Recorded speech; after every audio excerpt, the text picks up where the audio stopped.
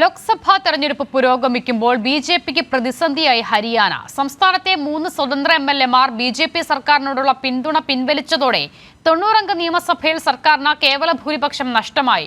90-അംഗ നിയമസഭയിൽ ഭരണപക്ഷത്തിന്റെ അംഗസംഖ്യ നിലവിൽ 42 ആണ്. ലോക്സഭാ തെരഞ്ഞെടുപ്പ് നടക്കുന്ന സാഹചര്യത്തിൽ ബി.ജെ.പിക്ക് വലിയ തലവേദനയാവുകയാണ് ഹരിയാന. 3 സ്വതന്ത്ര എം.എൽ.എമാർ ബി.ജെ.പി സർക്കാരിന് പിന്തുണ പിൻവലിച്ചതിന് പിന്നാലെ സ്വതന്ത്രർ കോൺഗ്രസിന് പിന്തുണ പ്രഖ്യാപിക്കുകയും ചെയ്തു.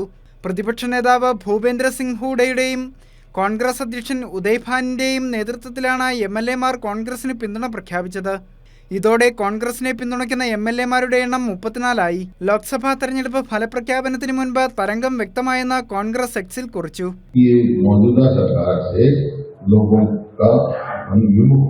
ये लोगों की बात देखकर ही आज इन्होंने फैसला किया कि जो इन्होंने समर्थन वापस लिया इन्होंने और भारी बात से कांग्रेस पार्टी का समर्थन. സ്വതന്ത്ര എം.എൽ.എമാർ പിന്തുണ പിൻവലിച്ചതോടെ ഭൂരിപക്ഷം കുറഞ്ഞുവെന്നും ബി.ജെ.പി സർക്കാരിന് അധികാരത്തിൽ തുടരാൻ അർഹതയില്ലെന്നും കോൺഗ്രസ് ആരോപിച്ചു. പിന്തുണ പിൻവലിച്ച സ്വതന്ത്ര എം.എൽ.എമാരെ കോൺഗ്രസ് സ്വാഗതം ചെയ്തു.